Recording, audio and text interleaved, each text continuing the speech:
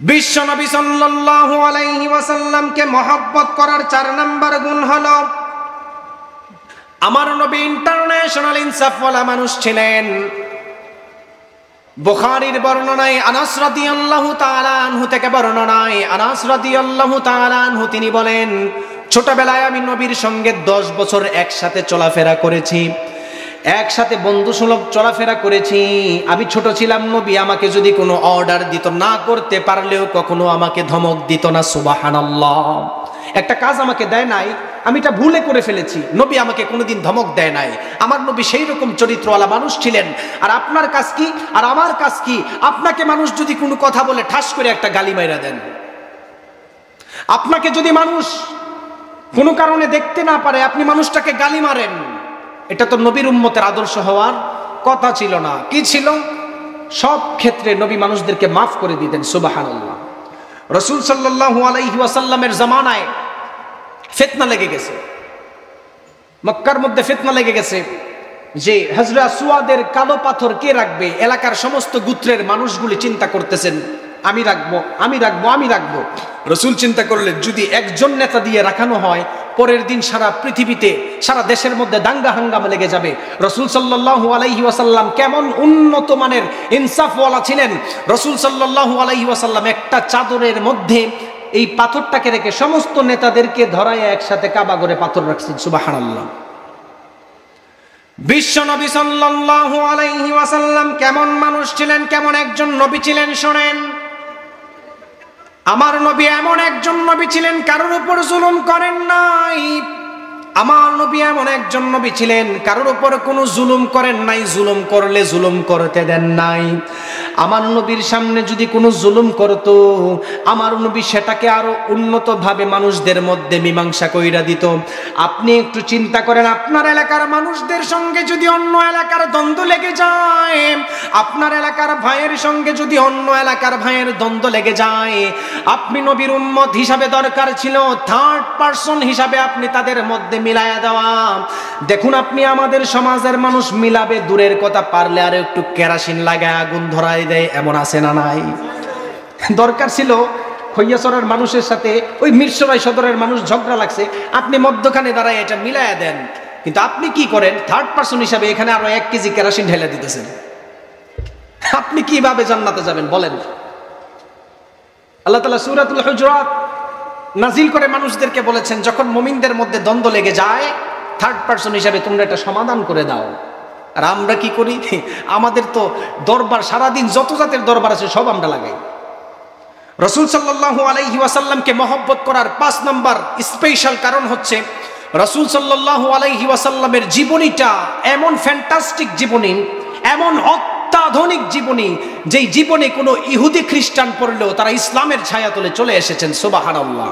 মিশরের বিখ্যাত পাদ্রী ফেলুবাস যখন শুধু দিক দিগন্তে নবী মুহাম্মদুর রাসূলুল্লাহ সাল্লাল্লাহু আলাইহি ওয়াসাল্লামের ইতিহাস শুনেন, উনি চিন্তা করলেন, একজন খ্রিস্টান পাদ্রী যে নবী মুহাম্মদের কথা শুনে, আমি যদি নবী মুহাম্মদের সিরতের মধ্যে একটা ভুল ধরায় দিতে পারি, তাহলেই কেল্লা ফতে। আপনি জানলে অবাক হবেন, সেই ফেলুবাস রাসূল সাল্লাল্লাহু আলাইহি ওয়াসাল্লামের জিন্দেগি নিয়ে স্টাডি করে, প্রায় 2-3 বছর স্টাডি করে কোনো ভুল ধরতে পারেন নাই, বরং নিজের জিন্দেগির মধ্যে ভুল পেয়ে তার ফুল ফ্যামিলি নিয়ে ইসলাম ধর্ম গ্রহণ করেছেন। সুবহানাল্লাহ। আজকে আপনি নবীর সিরত পড়েন না, আপনার সন্তানকে মাদ্রাসায় দেন না, আপনার সন্তানকে আপনি ইসলামিক বই পড়াতে চান না, আপনার সন্তানকে আপনি নবীর সুরত জানাতে চান না, এটা আমাদের দুর্ভাগ্যের বিষয়। আপনি জানলে অবাক হবেন, আপনি শুধু না, পৃথিবীর বড় বড় ইহুদি খ্রিস্টানরা নবীর সিরত নিয়ে রিসার্চ করে তারা ইসলামের ছায়াতলে চলে আসে। সুবহানাল্লাহ পড়েন। নবীর সিরত এমন ফ্যান্টাস্টিক একটা সিরত ছিলেন, নবীর সিরত এমন ফ্যান্টাস্টিক একটা সিরত এখনো আছে। কোন মানুষ যদি সরাসরি আল্লাহর নবীর অনুকরণ করে, ওই মানুষটাও নবীর পরবর্তীতে দুনিয়ার মধ্যে সম্মানেই থাকবে। বলেন সুবহানাল্লাহ। নবী রাসূলের পরে কাতার হয় ওলিয়া উলিয়াদের। ওলিয়া উলিয়া কিভাবে হয়? নবীর অনুকরণ প্লাস অনুকরণ করে। আপনি জানলে অবাক হবেন, আপনি আমি নবীকে নিয়ে রিসার্চ করি না। বিভিন্ন ধর্মের মানুষ নবীর ধর্ম, নবীর ইসলাম, নবীর বায়োগ্রাফি নিয়ে তারা রিসার্চ করে, তারা থিসিস বানায়। আমার আগে আমার প্রিয় বড় ভাই মোহাম্মদ হাসান ভাই বলে গিয়েছেন, যে আমি একটু রিপিট করতেছি আপনাদেরকে বলি, আপনি জানলে অবাক হবেন, বৌদ্ধ ধর্মের সবচাইতে বড় গুরু দালাই লামা, তিব্বতের গুরু, তিব্বত পাহাড়ের গুরু, তিনি ইন্টারন্যাশনাল একটি কনফারেন্সের মধ্যে বক্তব্য দিতে গিয়ে বলেন, the last Messenger of Muslim community, মুসলমান ধর্মের মধ্যে শেষ নবী এমন একজন নবী এসেছেন যেই নবীর চরিত্রের মতো চরিত্র পৃথিবীতে আর কোনোদিন আসবে না। বলেন সুবহানাল্লাহ। একজন বৌদ্ধ ধর্মের পণ্ডিত এই কথা বলেন। আপনার অবস্থা কি, আমার অবস্থা কি? আপনি এবার আসেন খ্রিস্টানের দিকে। খ্রিস্টান ধর্মের একজন ব্যক্তি, অন্যতম ব্যক্তি মাইকেল এইচ হার্ট, উনি বই লিখেছেন the 100 ranking of the most influential, মানুষদেরকে নিয়ে একটা বিরাট একটা কিতাব লিখছেন, বই লিখছেন। উনি বইটা লিখছেন the 100 ranking of the most influential জীবনী, অর্থাৎ বায়োগ্রাফি, রাসূল সাল্লাল্লাহু আলাইহি ওয়াসাল্লাম জীবনী লিখছে, মানে 100 মানুষের জীবনী, পৃথিবীর দাপানো। দালাই লামার কথা আনছে, আলবার্ট আইনস্টাইনের কথা আনছে, নবী মুহাম্মদ সাল্লাল্লাহু আলাইহি ওয়াসাল্লামের কথা এনেছেন, এরপরে বুদ্ধ ধর্মের মানুষের কথা এনেছেন, সেখানে ইব্রাহিম আলাইহিস সালামের কথা এনেছেন, আদম আলাইহিস সালামের কথা এনেছেন। আনার পরে তিনি সেখানে উল্লেখ করেছেন যে যত মানুষ এর ধর্ম সম্পর্কে আমি রিসার্চ করেছি, থিসিস লিখেছি, যত মানুষের জীবনী আমি লিখেছি, আমি সর্বশ্রেষ্ঠ একজনের জীবনী পেলাম যার জীবনের মধ্যে কোনো ভুল নাই, সেটি মুসলিম ধর্মের নবী মুহাম্মদ সাল্লাল্লাহু আলাইহি ওয়াসাল্লামের চরিত্র। বলেন সুবহানাল্লাহ।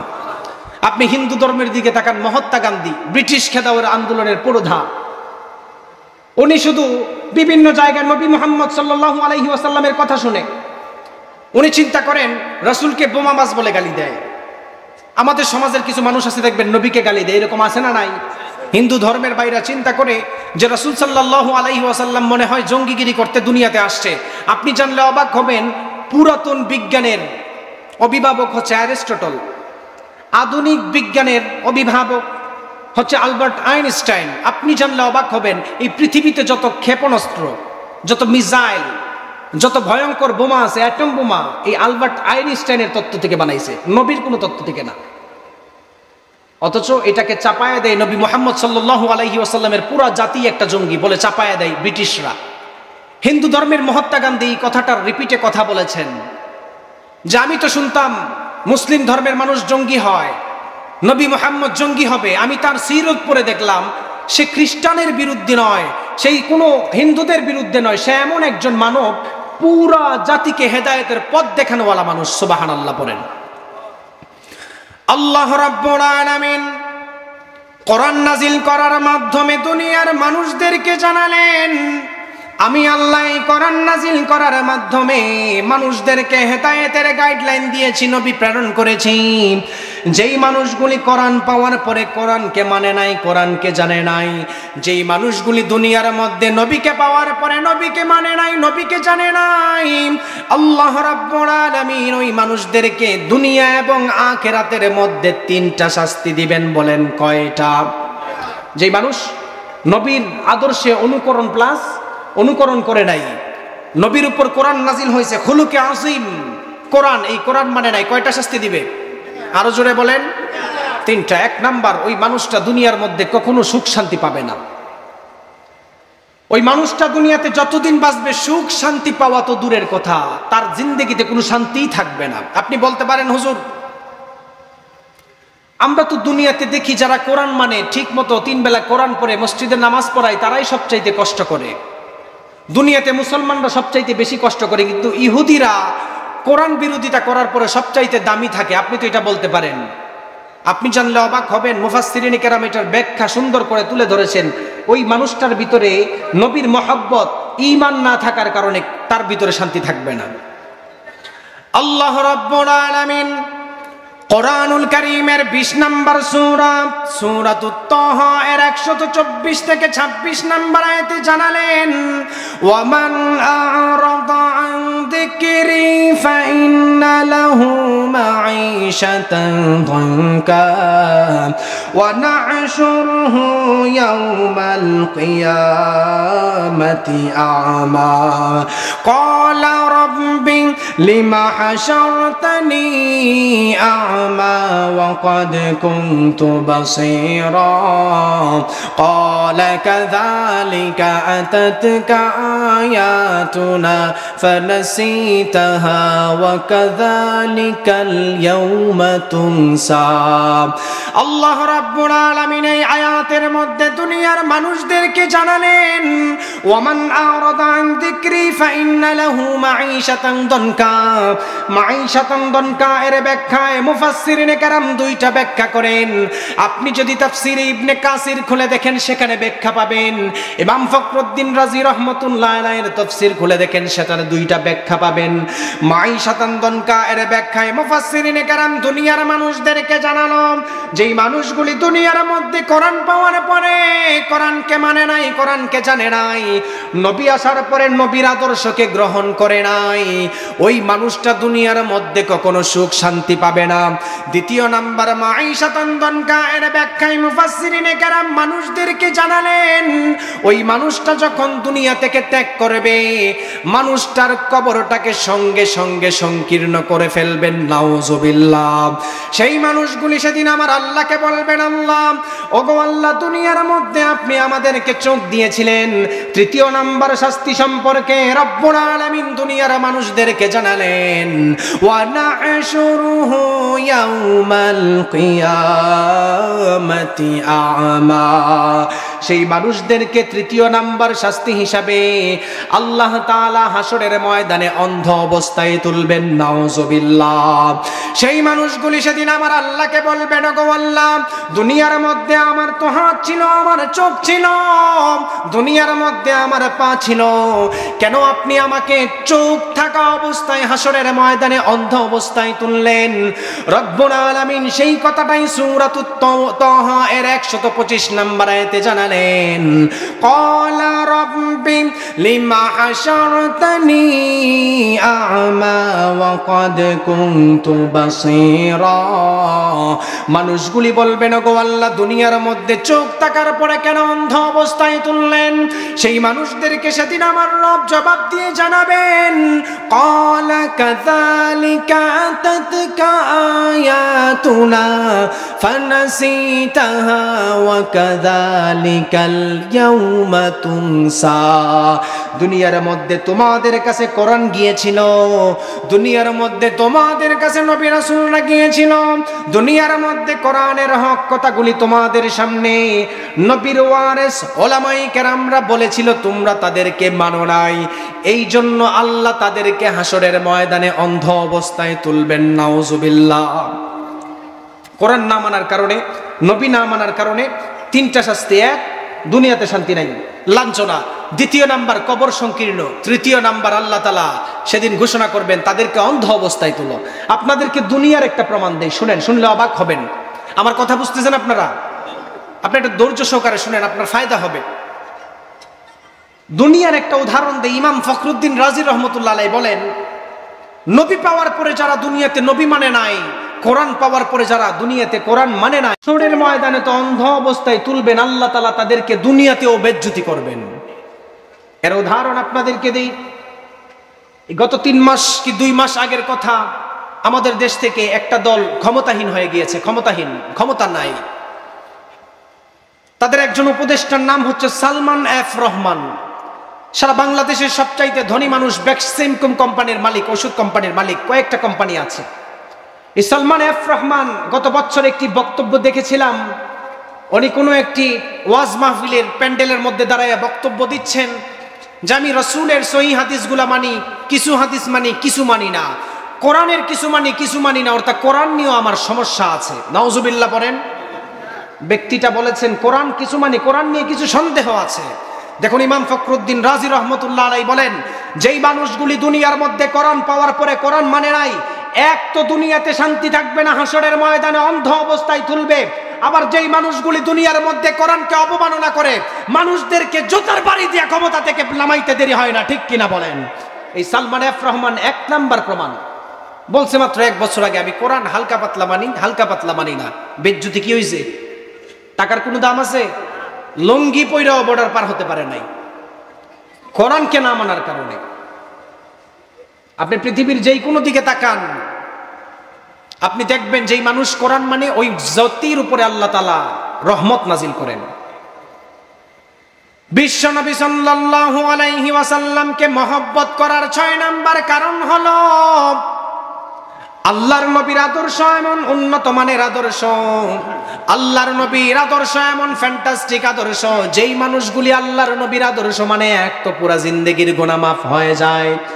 আর বিশ্বনবী সাল্লাল্লাহু আলাইহি ওয়াসাল্লামের আদর্শের অন্যতম আরেকটি আদর্শ হলো যেই মানুষগুলি দুনিয়ার মধ্যে নবীকে পাওয়ার পরে শুধু নবীকে অনুসরণ করেছে, অনুকরণ করে নাই, নবীকে মানে নাই, শুধু দিলে দিলে মানুষদেরকে দেখায় নবীকে ভালোবাসি, কিন্তু কাজ করার ক্ষেত্রে নবীওয়ালা কাজ করে না, তাদেরকে আমার নবী মুনাফিক হিসাবে ঘোষণা করেছেন। নবীর আদর্শ আপনি মানেন, ভালোবাসেন, মনে করেন আপনি এখানে বসা সবাই, আমরা সবাই মহব্বত করি, ভালোবাসি, কিন্তু আমরা যাকাত দিতে চাই না। নবীকে ভালোবাসি কিন্তু আমরা সুদ ছাড়তে চাই না। আল্লাহ নবী বলেন তারা মুনাফিক, নাউজুবিল্লাহ বলেন। যেমন আপনাদেরকে উদাহরণ দেই, আল্লাহ রাব্বুল আলামিন কোরআনুল কারীমের সূরাতুত তাওবা এর ৭৪ এবং ৭৫ নম্বর আয়াতের শানে নজুলটা একটু দেখেন। সালাবা নামের এক ব্যক্তি রাসূল সাল্লাল্লাহু আলাইহি ওয়াসাল্লামের পিছনে দাঁড়ায়া নামাজ পড়তো, সুবহানাল্লাহ পড়েন। নবীর পিছনে নামাজ পড়তো। আপনি তো বড়জোর নামাজ পড়েন আপনার ইমামের পিছনে, আপনি বড়জোর কথা শুনলে আমি মুফতি সিফাত জামিলের কথা শুনতেছেন। ওই জামানায় সালাবা নবীর পিছনে নামাজ পড়তো। কার পিছনে? আরো জোরে বলেন। নবীর পিছনে। নবীর পিছনে জুম্মার নামাজ পড়তো, সবকিছু পড়তো, বয়ান শুনতো। ওই ব্যক্তির বিরুদ্ধেও আল্লাহ তাআলা মুনাফিকের আয়াত নাযিল করেছেন অনুকরণ না করার কারণে। আল্লাহ রাব্বুল আলামিন কোরআনুল কারীমের মধ্যে দুনিয়ার মানুষদেরকে জানালেন, নবীকে অনুসরণ প্লাস অনুকরণ করার কথা আল্লাহ জানালেন। দেখুন, আপনি যদি শুধু অনুসরণ করেন, অনুকরণ না করেন, মুনাফিকের খাতার মধ্যে আপনার নাম লেখা হবে। সালাবা নামের একজন ব্যক্তি আল্লাহর নবীর দরবারে প্রত্যেক দিন আসা যাওয়া করতেন, প্রত্যেক দিন নামাজ পড়তেন। সালাবা নামাজ শেষ করার পরে আমার নবীকে প্রতিদিন বলতো, ওগো আল্লাহর নবী, আপনি আল্লাহর কাছে দোয়া করেন আল্লাহ যেন আমাকে ধন সম্পদ বাড়ায়া দেয়। ধন সম্পদ যদি আল্লাহ আমাকে বাড়ায়া দেয় তাহলে আমি আল্লাহর রাস্তায় দান করব। দেখবেন আমাদের সমাজের কিছু মানুষ আছে হুট করে বড়লোক হয়ে যায়, আল্লাহর রাস্তায় দান করতে চায় না, এমন আছে না নাই? বিশ্বনবী সাল্লাল্লাহু আলাইহি ওয়াসাল্লাম সাহাবাকে তিনি জবাব দিলেন, আমি তো দুনিয়ার মধ্যে ধন সম্পদ দেওয়ার জন্য আসি নাই, আমি দুনিয়ার মধ্যে বাশীরা ওয়া নাযীরা, সুসংবাদ দেওয়ার জন্য, সঠিক পথ দেখানোর জন্য দুনিয়াতে এসেছি। ও সাহাবা, আমি যদি আল্লাহর কাছে দোয়া করতাম আমার ধন সম্পদের প্রয়োজন, মক্কা মদিনার সমস্ত পাহাড়গুলিকে আল্লাহ হীরার টুকরা বানায়া আমি নবীর পিছনে ঘুরাইতে পারতো, ঠিক কিনা? নবী এই কথা বলতেছেন, আমি দুনিয়াতে আসছি ধন সম্পদ দেওয়ার জন্য না। সাহাবা প্রত্যেক দিন নবীকে বলেন, ইয়া রাসূলুল্লাহ, আপনি একটু দোয়া করেন। আচ্ছা আপনি বলেন তো দেখি, নবী যদি দোয়া করে সেই দোয়া কবুল হবে কি হবে না? নবী একদিন হঠাৎ করে দোয়া করতেছেন যে লোকটা বারবারে বলতেছে যে তাকে যদি ধন সম্পদ দেয় ওই মানুষটা নাকি টাকা পয়সা আল্লাহর রাস্তায় দান করবে। আল্লাহ তুমি সাহাবাকে একটু ধন সম্পদ দাও। নবীর দোয়া কবুল করেছেন কে? আরো জোরে বলেন। সাহাবা মদিনা শহরের মধ্যে ছোট একজন বকরির ব্যবসায়ী ছিল। আস্তে আস্তে ব্যবসা বাড়তে লাগে। আপনাদেরকে প্রশ্ন করি, আপনারা যখন কোনো বড় ব্যবসা করেন এটা কি শহরে করা সম্ভব নাকি গ্রামে করা সম্ভব? শহরে থাকা যায় না, বেশি জায়গা নিয়ে শহরে কিন্তু কোম্পানি হইতে দেয় না। সাহাবা মদিনা শহরে ছিল, তার আস্তে আস্তে গরু ছাগল ভেড়া বাড়তে লাগতেছে, কিন্তু সে চিন্তা করতেছে মদিনা শহরে আর থাকা যাবে না, একটু দূরে গিয়ে একটা বড় খামার নিয়ে কাজ করব আর ওইখান থেকে এসে নামাজ করব প্রত্যেক দিন। বিশ্বনবী সাল্লাল্লাহু আলাইহি ওয়াসাল্লাম দোয়া করার পরে সাহাবার ব্যবসায় বরকত হলো। সাহাবা তখন হঠাৎ করে চিন্তা করলো মদিনা শহরের মধ্যে আর ব্যবসা করা যাবে না, ছাগল আর উট মহিষ নিয়ে মদিনা শহরের মধ্যে আর থাকা যাবে না। মদিনার বাহিরে গিয়ে আমি একটা বিরাট ডেইরি ফার্ম করে আমি সেখানের মধ্যে ব্যবসা করব। যখন সে মদিনা থেকে আলাদা হলো, সাহাবা ব্যবসার মধ্যে তত মন দিতে লাগলো, আস্তে আস্তে নামাজ কাজা হতে লাগলো। নাউজুবিল্লাহ। যে সাহাবা প্রত্যেকদিন নামাজ পড়ে 5 ওয়াক্ত, দান সম্পদের কারণে এত দূর থেকে আসতে তার কষ্ট হয়, এক ওয়াক্ত নামাজ মিস।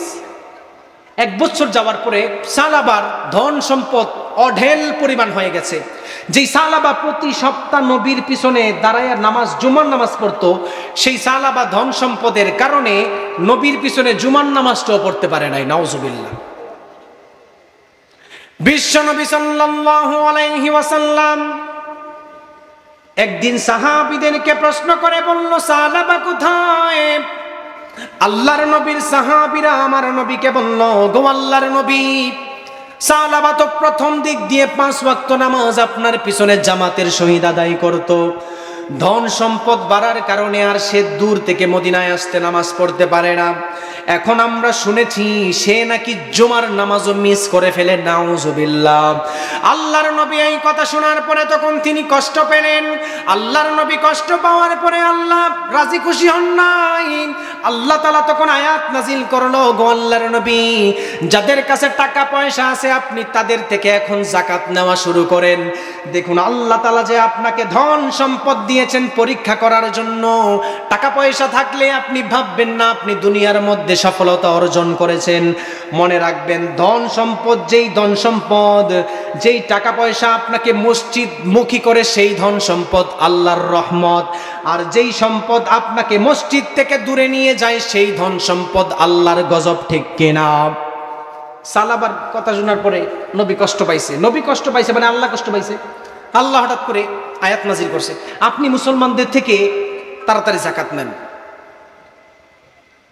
নবী লিস্ট করতে লাগলেন, সাহাবায়ে কেরামদেরকে বলল, লিস্ট করো, দেখো তো ধনী মানুষকে। ঘটনাক্রমে ওই জামানার মধ্যে সবচাইতে বড় লোক ছিল সালাবা। সুবহানাল্লাহ পড়েন।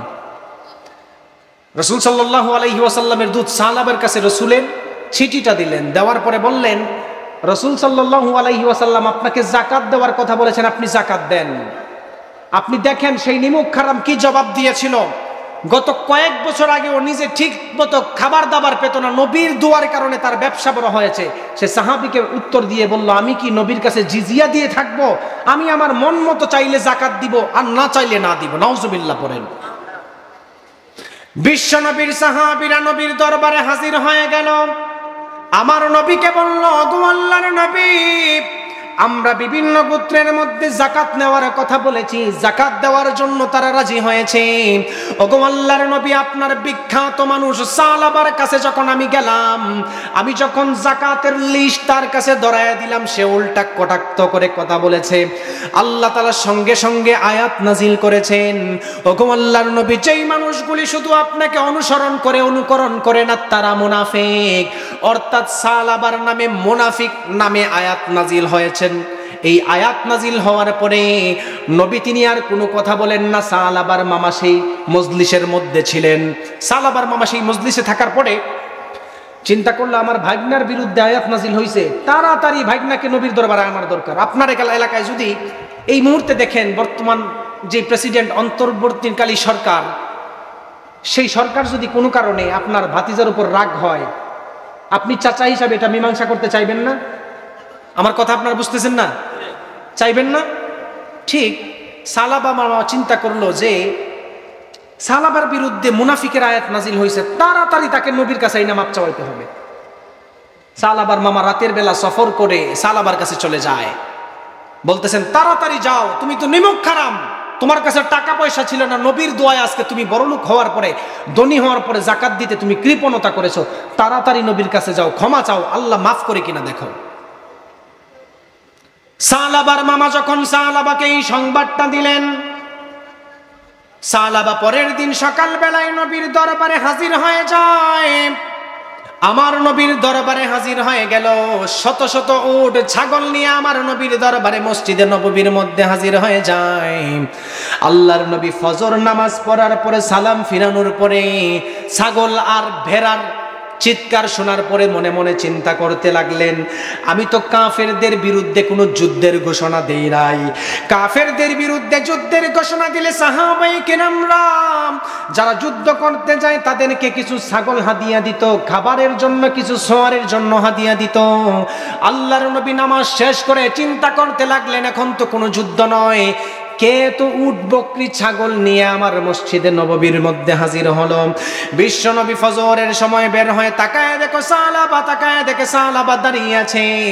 সালাবা তখন আমার নবীকে বলল, গো আল্লাহর নবী, আমি আমার যাকাত এবং হাদিয়া হিসাব করে আপনার দরবারে এনেছি।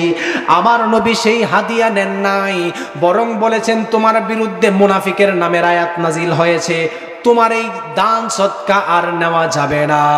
আপনি জানলে অবাক হবেন, আল্লাহর নবীর জমানায় আল্লাহর নবীর জমানায় সাহাবার কোনো যাকাত নেওয়া হয় নাই। আল্লাহর নবীর জমানার পরে আবু বকর রাদিয়াল্লাহু তাআলা আনহুর জমানায় সাহাবা তখন আবু বকরের দরবারে হাজির হয়ে বলল, নবী তো আমার যাকাত নেয় নাই, তাড়াতাড়ি আপনি আমার যাকাত নিয়ে আমাকে বাঁচান।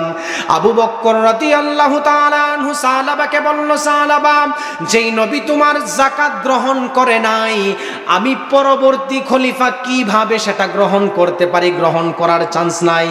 সাহাবার এই কথা শোনার পরে তিনি চলে গেলেন। আবু বকরের জমানা চলে গেল, ওমরের জমানা চলে গেল, ওসমান রাদিয়াল্লাহু তাআলা আনহুর জমানা চলে গেল।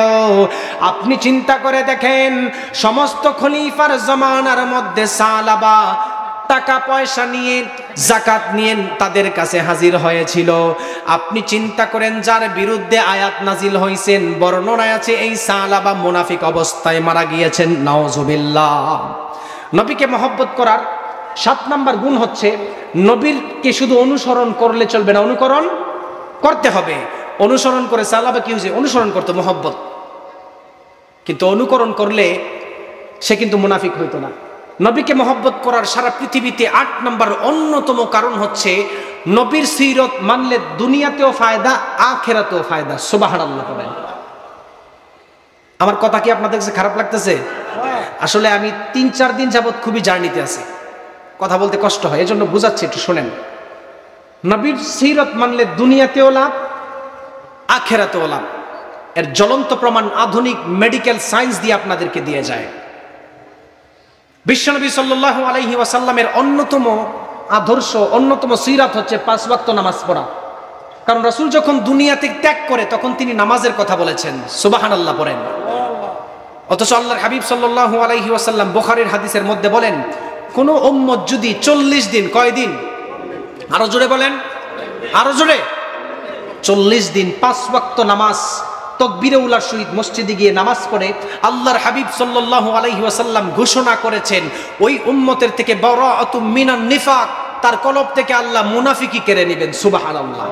মানুষটা যখন মারা যাবে, বারাআতুম মিনান নার, ওই মানুষটার মারা যাওয়ার পরে তাকে জাহান্নামের আগুন আর স্পর্শ করবে না। সুবহানাল্লাহ। এটা আখিরাতের ফায়দা। এখন বলেন, আপনি প্রশ্ন করেন যে হুজুর আপনি তো বলছেন দুনিয়াতে ফায়দা, দুনিয়ার ফায়দা কি? দুনিয়ার ফায়দাকে আপনাদেরকে উদাহরণ দেই। এই আধুনিক চিকিৎসা বিজ্ঞান, মেডিকেল সায়েন্স, স্যাটেলাইটের যুগে উন্নত হওয়ার কারণে দুনিয়াতে মানুষ বিজ্ঞান জেনেছে। আপনি জানলে অবাক হবেন। আপনি তো ঠিক মতো 5 ওয়াক্ত নামাজ পড়েন না, আমি ঠিক মতো 5 ওয়াক্ত নামাজ পড়ি না। আমাদের উম্মতদের যেই হালত, আপনি জানলে অবাক হবেন।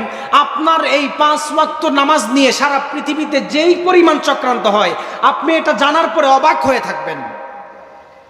পাকিস্তানের একজন বিখ্যাত ডক্টর মাজেদ-জামান উসমানী, উনি ইউরোপের একটা বিশ্ববিদ্যালয়ে ফিজিওথেরাপির উপর ডিগ্রি নেওয়ার জন্য এমবিপিএস, এফসিপিএস, এফআরসিএস ডক্টরেট নেওয়ার জন্য তিনি সেখানে গিয়েছেন। যাওয়ার পরে সেখানে দেখেন মানুষরা, সেই দেশের মানুষের কাছে বিভিন্ন মানুষ ওই ডক্টর হসপিটালের কাছে যায়, স্যার আমার বুকে ব্যথা আছে না নাই? কোমরের ব্যথা আছে না নাই? হার্ট অ্যাটাক মানুষ করে কি করে না? ব্রেইন স্ট্রোক মানুষ করে কি করে না? রক্তচাপের কারণে মানুষ অসুস্থ হয় কি হয় না? আপনি জানলে অবাক হবেন। পাকিস্তানের বিখ্যাত সার্জন ডক্টর মাজেদ-জামান উসমানী ইউরোপের একটা বিশ্ববিদ্যালয়ে যাওয়ার পরে সেখানে তিনি দেখেছেন, থিসিসটা মাত্র 3-4 বছর আগে মানুষদেরকে জানাইছেন, যে যেই মানুষ ইউরোপে মানুষদের কাছে যায় যে স্যার আমার বুকের মধ্যে ব্লক লেগে আছে, আমার কোমরের মধ্যে পেইন আছে, আমার ব্রেইনে সমস্যা করে, আপনি জানলে অবাক হবেন। বিখ্যাত মুসলিম ডক্টর মাজেদ-জামান উসমানী বলেছেন, ইউরোপের খ্রিস্টান চিকিৎসকরা এখনো মানুষদেরকে এই সমস্ত রোগ থেকে বাঁচার জন্য আমাদের 5 ওয়াক্ত নামাজের ব্যায়াম তাদেরকে শেখায়। সুবহানাল্লাহ পড়েন। দুনিয়ার ফায়দা। হঠাৎ করে কয়েকদিন আগে দুইজন বিজ্ঞানী স্মিথ অ্যান্ড্রিস, চার্লস ফাকনার, ইহুদিরা কখনো মুসলমানদেরকে প্রমোট করতে চায় না, ইহুদিরা সব সময় মিথ্যার আশ্রয় নেয়, ঠিক কিনা বলেন? এই দুইজন বিজ্ঞানী এই নামাজের ব্যায়ামটা যেন পৃথিবীতে না ছড়ে, এটার নাম দিচ্ছে ইউরোলিঙ্গোস্ট্রিক। গুগলে সার্চ দেন, ইউরোলিঙ্গোস্ট্রিক নামে সার্চ দেন, একটা ব্যায়াম বের হবে, 5 ওয়াক্ত নামাজ যেইভাবে বের হয়। ওনারা তিনি গবেষণা করে বলেন, যেই মানুষ প্রত্যেক দিন 5 বার, প্রত্যেক দিন 7 বার ইউরোলিঙ্গোস্ট্রিকের আইন অনুযায়ী সেজদা দেয় মাথা মতো করে, ওই মানুষটা কখনো ব্রেন স্ট্রোক করে না। সুবহানাল্লাহ। অথচ আপনি চিন্তা করেন 5 ওয়াক্ত নামাজের মধ্যে প্রত্যেক দিন নবী মুহাম্মদ সাল্লাল্লাহু আলাইহি ওয়াসাল্লাম কতবার সেজদা দিয়েছেন। আমাদের মুসলিমদের থেকে বিজ্ঞান নিয়ে উন্নত হয়, আর আমরা এখনো পিছনে পড়ে আছি। বিশ্ব নবী সাল্লাল্লাহু আলাইহি ওয়াসাল্লামের আদর্শ কেমন ফ্যান্টাস্টিক আদর্শ ছিলেন। আপনি যদি আদর্শ মানেন, দুনিয়ার মধ্যেও ফায়দা হবে, আখিরাতের মধ্যেও ফায়দা হবে। আল্লাহর নবী সাল্লাল্লাহু আলাইহি ওয়াসাল্লাম মানুষদেরকে জানালেন, যেই মানুষগুলি 5 ওয়াক্ত নামাজ পড়ে ওই মানুষটাকে আল্লাহ তাআলা জান্নাতের মধ্যে ঢুকায়া দেয়। আর আধুনিক জামানার উন্নত বিজ্ঞান বলে মানুষটা কখনো ব্যাক পেইন হয় না, হার্ট অ্যাটাক হয় না, রক্তচাপ বাড়ে না, মানুষটার ডায়াবেটিস কন্ট্রোলে থাকে। সুবহানাল্লাহ। রাসূল সাল্লাল্লাহু আলাইহি ওয়াসাল্লামের চরিত্র, উন্নত মানের চরিত্র আমরা কেন গ্রহণ করব? রাসূল সাল্লাল্লাহু আলাইহি ওয়াসাল্লামকে মহব্বত করার 7 নাম্বার অন্যতম কারণ কি? দুনিয়াতেও ফায়দা, আখিরাতেও ফায়দা। বিশ্বনবী সাল্লাল্লাহু আলাইহি ওয়াসাল্লামকে মহব্বত করার 8 নাম্বার অন্যতম কারণ হচ্ছে, রাসূল সাল্লাল্লাহু আলাইহি ওয়াসাল্লাম যেই জায়গায় গিয়েছেন আল্লাহ তাআলা কোরআনকে সেখানে পাঠাইছেন। সুবহানাল্লাহ বলেন। রাসূল মক্কায় গেলে কোরআন মক্কায়, রাসূল মদিনায় গেলে কোরআন মদিনায়। সুবহানাল্লাহ। রাসূল সাল্লাল্লাহু আলাইহি ওয়াসাল্লামকে সারা পৃথিবীর মধ্যে সবচাইতে মহব্বত করার 9 নাম্বার অন্যতম কারণ হচ্ছে, এই রাসূল সাল্লাল্লাহু আলাইহি ওয়াসাল্লামের সিরত নিয়ে সারা পৃথিবীতে কোরআনের পরে সবচাইতে বেশি স্টাডি হয়। বলেন সুবহানাল্লাহ। আপনাদেরকে নতুন একটা থিসিস জানায়া যায়, আমি জানি না আপনারা শুনেছেন কিনা। ব্রিটিশরা যখন এশিয়া মহাদেশের কাছে হারে, ব্রিটিশের বড় কমান্ডার প্রশ্ন করেছেন, তোমাদের কাছে অত্যাধুনিক মিসাইল, অত্যাধুনিক বোমা, অত্যাধুনিক ক্ষেপণাস্ত্র, প্যালোস্টিক বোমা তোমাদের কাছে আছে, কেন তোমরা তাদের কাছে হারলে? একজন সৈনিক দাঁড়িয়ে বলেছিল, আমরা তাদের কাছে কোনো বোমা, কোনো অস্ত্রের কারণে হারি নাই, কারণ তাদের কাছে তো কোনো অস্ত্রই নাই, তাদের কাছে শুধু হারছি নবী মুহাম্মদ সাল্লাল্লাহু আলাইহি ওয়াসাল্লামের আদর্শ এবং আল্লাহর প্রতি ঈমান, তাদের ঈমানের কাছে আমরা হেরে গিয়েছি। সুবহানাল্লাহ। ব্রিটিশরা, ইহুদিরা চিন্তা করলো যে ঈমানের কাছে যদি হারা যায়, অস্ত্র দিয়ে ঈমানকে হারানো যায় না, তাহলে তো ঈমানটাকে আগে ধ্বংস করা দরকার, ঠিক কিনা বলেন? আপনি জানলে অবাক হবেন, আপনি তো রাসূলের সিরতকে মানেন না, আপনি তো রাসূলের সূরত পড়েন না। ইহুদি খ্রিস্টানরা কি করে গিয়েছে শোনেন। যেই মাত্র দেখলো মানুষকে যুদ্ধ করে হারাতে পারে না, রাসূলের সাহাবায়ে কেরামদেরকে নিয়ে আপনি ইতিহাস পড়েন, যুদ্ধ করে মানুষদেরকে হারাইতে পারে না, ঠিক তেমন ভাবে ব্রিটিশরা আমাদের সাথে পারে নাই, আমাদের ঈমানের কাছে হেরে গিয়েছে। ব্রিটিশরা তখন কিভাবে ঈমানকে ধ্বংস করা যায়, কিভাবে মসজিদের মধ্যে ফিতনা লাগানো যায়, তখন ওই জমানার মধ্যে একটা স্কলাস্টিক বডি বানাইছে। সেই জমানার কিছু প্রাচ্যবিদের মাধ্যমে একটা বড় একটা টিম তৈরি করেছে। আরবিতে যাদেরকে বলা হয় মুস্তাশরিকিন, বাংলাতে যাদেরকে প্রাচ্যবিদ বলা হয়, ইংলিশে যাদেরকে ওরিয়েন্টালিস্ট বলা হয়। প্রাচ্যবিদ ইহুদির ঘরের মানুষ, তারা মুসলিম ধর্মের অনেক বই লিখেছেন। এই বই লিখে প্রথম আমাদের মুসলমানদের সুনাম গিয়েছেন। ইহুদিরা মধ্যখান দিয়ে এটার মধ্যে মুসলমান ধর্মকে বোমাবাজি বলে হিসাবে প্রমাণ করেছেন। নাউজুবিল্লাহ পড়েন। আপনি জানলে অবাক হবেন, 1850 সালে একটা বই ছাপা হয়েছে সারা পৃথিবীতে, origin of Mohammedan jurisprudence, Joseph শ্যাক্টের লেখা, aspect of Islamic civilization mister আরবারির লেখা, নিকোলসনের লেখা, গোল্ডজিহারের বই। আমাদের সমাজের কিছু মানুষ, উচ্চ শিক্ষিত মানুষ, আমার কথা বুঝতেছেন? সমাজের কিছু উচ্চ শিক্ষিত মানুষ কেন গুমরাহ হয় আপনাদেরকে বলি। সমাজের কিছু উচ্চ শিক্ষিত মানুষ গুমরাহ হওয়ার মূল কারণ হচ্ছে তারা এই 1850 সালে যেই সমস্ত বই টরেন্টো ইউনিভার্সিটিতে পড়ানো হয়, বোস্টন ইউনিভার্সিটিতে পড়ানো হয়, আমেরিকার বিভিন্ন ইউনিভার্সিটিতে পড়ানো হয়, অক্সফোর্ড ইউনিভার্সিটিতে পড়ানো হয়, আপনি অরিজিন অফ মুহাম্মাডান জুরিসপ্রুডেন্স বইটা খুলে দেখবেন, অক্সফোর্ড থেকে স্বীকৃতি দেওয়া। ওই বইটা রাসূল সাল্লাল্লাহু আলাইহি ওয়াসাল্লামের জীবনীর উপর লেখা। বইটা লিখেছেন জোসেফ শেক্ট গোল্ডজিহের নামের একজন ইহুদি ব্যক্তি। বইটা লেখার সময় সর্বপ্রথম বইয়ের মধ্যে সুন্দর করে তুলে ধরেছেন নবী মুহাম্মদ সাল্লাল্লাহু আলাইহি ওয়াসাল্লাম সুন্দর মানুষ। নবী মুহাম্মদ সাল্লাল্লাহু আলাইহি ওয়াসাল্লাম দেখতে খাটোও ছিলেন না, দেখতে অতিরিক্ত লম্বাও ছিলেন না, দেখতে সুন্দর ছিলেন। আগে আমাদেরকে খাওয়ানোর জন্য একটু সুনাম গাইছেন। হঠাৎ করে মধ্যখানে গিয়ে অরিজিন অফ মুহাম্মাডান জুরিসপ্রুডেন্স আপনি বইটি পড়েন, অত্যাধুনিক জ্ঞানী মানুষ কেন গুমরা হয়? তারা হঠাৎ করে স্টেজে আইসা বলে আমি নবীর হাদিস মানি না। কেন বলে জানেন? এই ইহুদির দালাল তারা বই লেখার সময় বইয়ের মধ্যে লিখে গিয়েছেন আসলে নবী মুহাম্মদ সাল্লাল্লাহু আলাইহি ওয়াসাল্লামের যেই হাদিস শাস্ত্র, এটা কোনো হাদিসই না। নাউজুবিল্লাহ বলেন। এইগুলা রোমান থেকে কর্জা করে আনছে, হিন্দু ধর্ম থেকে কর্জা করে আনছে, খ্রিস্টান থেকে কর্জা করে এনে পরবর্তীতে মুসলমানরা এটাকে ইসলামের সাথে কানেক্ট করে এগুলা মানুষদের কাছে চড়াও করে দিয়েছে। আমাদের সমাজের কিছু প্রাচ্যবিদ আছে, বুদ্ধি প্রতিবন্ধী আছে, তারা ইহুদিদের বই পড়া স্টেজের মধ্যে আয়েশা রাসূল সাল্লাল্লাহু আলাইহি ওয়াসাল্লামের বিরুদ্ধে কথা বলে। আপনাকে আমি চ্যালেঞ্জ করে বলতে চাই, যেই মানুষগুলি ইহুদিদের বই পড়ার পরে ইহুদিদের পক্ষে নেয়, তাদের সাথে তাদের হাসর হবে, ঠিক কিনা বলেন? আর যেই মানুষ রসুলকে মহব্বত করে, সত্যিকারের সিরত পড়ে, রসুলের আদর্শ গ্রহণ করে, ওই মানুষটার হাসর রসুলের সঙ্গে হবে। সুবহানাল্লাহ বলেন। ইহুদিদের এই বই 1850 সালে ছাপানো হয়, এখনো এইগুলা পড়ানো হয়। আমাদের সমাজের উন্নত শিক্ষিত মানুষগুলি পড়ার পরে এসে হুজুরদেরকে বলে, হুজুররা তো ইংলিশ জানে না, হুজুরদেরকে 2-3টা ধমক দিলে মনে হয় ঠান্ডা হয়ে যায়। ওই যে আসপেক্ট অফ ইসলামিক সিভিলাইজেশন পড়েন, গোল্ডজিহেরের লেখা বই পড়েন, হুজুর তো চিন্তা করে আরে কার কথা বলতেছে। এরকম হয়েছে, আমি ফেনী থেকে জুমা পড়ায় আপনার ঢাকার দিকে যাব, মাঝে মধ্যে ব্রাহ্মণবাড়িয়াতে আসি বাড়িতে। একদিন ট্রেনে আমার সাথে সরাইল উচালিয়া পাড়ার মাদ্রাসার একজন মুহাদ্দিস সাহেব আছেন। একদিন হঠাৎ করে ট্রেনে একজন মানুষ উঠছে, সুটেড বোটেড মানুষ। উনি কথা বলতেছেন আমাদের সঙ্গে ইসলাম। কারণ দেখবেন যেই মানুষগুলি আপনার সাথে ঝগড়া লাগতে চায়, নিজে থেকে প্রশ্ন করে বলতেছেন, হুজুর কোরআন হাদিস ইজমা কিয়াস ইসলামের দলিল কেন হবে? নাউজুবিল্লাহ পড়েন। সুটেড বোটেড মানুষ। কোরআন ঠিক আছে, আল্লাহ তাআলার পক্ষ থেকে নাজিল হয়েছে, রাসূলের হাদিস, রাসূলের চরিত্র ইসলামের দলিল কেন হবে? আমি তো একটু অবাক হলাম, খুব অবাক হলাম ওনার কথাটা শুনে। পরবর্তীতে উনি বলতেছেন, আসলে রাসূল সাল্লাল্লাহু আলাইহি ওয়াসাল্লামের কোনো হাদিস নয়, এগুলা সব মিথ্যা বানাওয়াট, এগুলা সব মিথ্যা বানাওয়াট। এগুলা ইহুদি খ্রিস্টান থেকে ইমাম শাফি, ইমাম আবু হানিফা রাহিমাহুল্লাহ তাআলা চুরি কইরা এনা মুসলমানদের নামে চালাই দিয়েছেন। নাউজুবিল্লাহ পড়েন। আমি ওনার জবাবটা দিয়েছিলাম, আপনি তো প্রশ্ন করেছেন নিজের পুঁজি থেকে না, আপনি গোল্ডজিহেরের বই পড়েছেন, aspect of Islamic civilization Joseph শেক্টের লেখা বই পড়েছেন। এই কথা বলার পরে উনি একটু ঠান্ডা হয়ে গেছে যে হুজুর মানুষ এই কথা কি বলে, হুজুর মানুষ কি ইংলিশ বই পড়তে পারে? আসলে আমাদের সমাজের মানুষের একটা বিরাট ভুল ধারণা যে হুজুররা মনে হয় শুধু আরবি নিয়েই পড়ে থাকে, ইংলিশ বুঝে না। আসলে আপনি ঠিক মতো হুজুরের কাছে পড়েন নাই।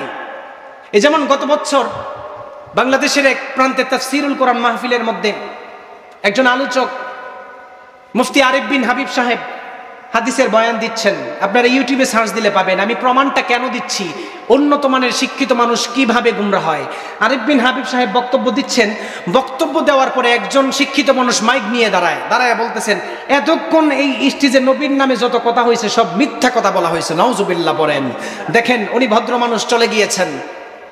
ওনার জায়গায় আমরা থাকলে জায়গায় বসায়া এটার বিচার করতাম। ভদ্র মানুষ চলে গেছেন। আসলে ইহুদিদের বই পড়ার কারণে মানুষদের ব্রেইন আরো বেশি নষ্ট হয়। আপনি মিয়া তো পাগল, ইহুদি বই লেখে মুসলমানদের নাম দিয়া, এটাকে খ্রিস্টান মিশনারি বলে, ইহুদি মিশনারি বলে। আমাদের সমাজে এখনো খ্রিস্টান মিশনারি আছে। তো যেই কথা বলতেছিলাম, রাসূল সাল্লাল্লাহু আলাইহি ওয়াসাল্লামকে মহব্বত করার 8 নম্বর অন্যতম কারণ হচ্ছে 9 নম্বর অন্যতম কারণ হচ্ছে রাসূল সাল্লাল্লাহু আলাইহি ওয়াসাল্লাম এমন একজন নবী, যেই নবীর চরিত্র, যেই নবীর থিসিস কোরআনের পরে সারা পৃথিবীতে সবচাইতে বেশি পড়া হয়, রিসার্চ করা হয়, বলেন সুবহানাল্লাহ। শেষ কথা বলতেছি, রাসূল সাল্লাল্লাহু আলাইহি ওয়াসাল্লামকে মহব্বত করার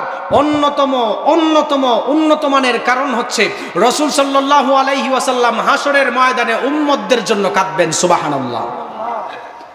বিশ্বনবী সাল্লাল্লাহু আলাইহি ওয়াসাল্লামকে মহব্বত করার অন্যতম কারণ হলো যখন আল্লাহ তাআলা হাসরের ময়দানে জাহান্নামকে আনার জন্য অর্ডার করবেন, জিব্রাইল আলাইহিস সালাম ৭০,০০০ জিনজিল ধরে যখন জাহান্নামকে হাজির করবেন, হাসরের ময়দানে জাহান্নাম যখন মানুষদেরকে দেখবেন তিনি পাগল হয়ে যাবেন। জাহান্নাম হাউমাউ করে চিৎকার করবেন, আল্লাহকে বলবেন, আল্লাহ দুনিয়ার মধ্যে আপনাকে মানে নাই, কোরআনকে মানে নাই, নবীকে মানে নাই, আপনি তাদেরকে আমার ভিতরে ঢুকায়া দেন। জাহান্নামের সেই উত্তপ্ত অবস্থায় সমস্ত নবী নাফসি নাফসি বলে কাঁদবে, সমস্ত নবী নিজের আমলের দোহাই দিয়ে আল্লাহর কাছে বাঁচতে চাইবে, উম্মতের চিন্তা করবে না। আমার নবীকে মহব্বত করার অন্যতম কারণ হলো হাসরের ময়দানে যখন জাহান্নামের চিৎকারের কারণে জিব্রাইল আলাইহিস সালাম স্বয়ং ৭০,০০০ জিনজিল ছেড়ে আরশের নিচে পলায়ন করবেন, ওই সময় আমার নবী উম্মতি উম্মতি বলে আল্লাহর কাছে কাঁদবেন। সুবহানাল্লাহ। হাসরের ময়দানে আল্লাহ তাআলা বলবেন, নবী আপনি আমার কাছে আসেন। তাফসিরে জালালাইনের তাফসির বলতেছি, নবী আপনি আমার কাছে আসেন। আসার পরে নবীকে বলবেন, এই যে পেয়ালাটা আপনি নেন, এই পেয়ালার মধ্যে কিছু পানি আছে, আপনি জাহান্নামের উপর ছিটা দিন, এটা ঠান্ডা হয়ে যাবে। সুবহানাল্লাহ বলেন। আপনারা যেইভাবে সুবহানাল্লাহ পড়েন আসতে, আমার মনে হয় আপনারা পর্দা করতেছেন সবাই। আরো জোরে বলেন সুবহানাল্লাহ। রাসূলকে এক পেয়ালা পানি দেওয়ার পরে বললেন যে আপনি জাহান্নামের উপর এটা ছিটা দিয়ে দেন। রাসূল প্রশ্ন করলেন, ইয়া আল্লাহ, এটা কি হাউজে কাউসারের পানি? আল্লাহ বলতেছেন, না এটা হাউজে কাউসারের পানি না। এটা কি উন্নত মানের কোনো পানি? আল্লাহ বলতেছেন, না এটা উন্নত কোনো পানি নয়। নবী মুহাম্মদুর রাসূলুল্লাহ সাল্লাল্লাহু আলাইহি ওয়াসাল্লাম আপনি জেনে নিন, আমার বান্দাদের মধ্যে যেই সমস্ত বান্দা আমি আল্লাহর ভয়ে রাতের অন্ধকারে কেঁদেছে, তাদের চোখের পানি আমি মাটিতে পড়তে দেই নাই, কুদরতিভাবে আমি হাসরের ময়দানে তুলে রেখেছি। জাহান্নামের এই ভয়াবহ অবস্থা আপনার মতো আমার মতো উম্মতের চোখের পানি দিয়ে ঠান্ডা করা হবে। সুবহানাল্লাহ। চোখের পানি ফালানোর দরকার আছে না নাই? রাসূল সাল্লাল্লাহু আলাইহি ওয়াসাল্লাম উম্মতি উম্মতি বলে কাঁদবেন। পৃথিবীর সমস্ত নবী মুস্তাজাবুদ দাওয়া, সমস্ত নবী দোয়া করে ফেলেছেন সমস্ত উম্মতের জন্য, কিন্তু রাসূল সাল্লাল্লাহু আলাইহি ওয়াসাল্লাম নিজের দোয়াটা রেখে দিয়েছেন। সাহাবায়ে কেরাম প্রশ্ন করলো, ইয়া রাসূলুল্লাহ, সমস্ত নবী তো দোয়া করে ফেলেছেন, আপনি কেন আপনার বিশেষ দোয়া আমাদের জন্য করেন না? কেন আপনি নবীকে মহব্বত করবেন না? সেই নবী সেদিন উত্তর দিয়েছেন, সাহাবায়ে কেরাম শোনো, হাসরের ময়দানে আমার উম্মতের মধ্যে কিছু উম্মত কবিরা গুনার কারণে জাহান্নামে যাবে, আমি আমার স্পেশাল দোয়াটা আমি তুলে রেখেছি, হাসরের ময়দানে আল্লাহর কাছে করব, যেই উম্মতগুলি কবিরা গুনার কারণে জাহান্নামে যাবে তাদেরকে বাঁচানোর জন্য। সুবহানাল্লাহ। নবীকে মহব্বত করার দরকার আছে না নাই? নবীকে ভালোবাসার দরকার আছে না নাই? শুধু ভণ্ড আশিক রাসূল হলে চলবে না, সত্যিকারের খাঁটি আশিক রাসূল বনতে হবে।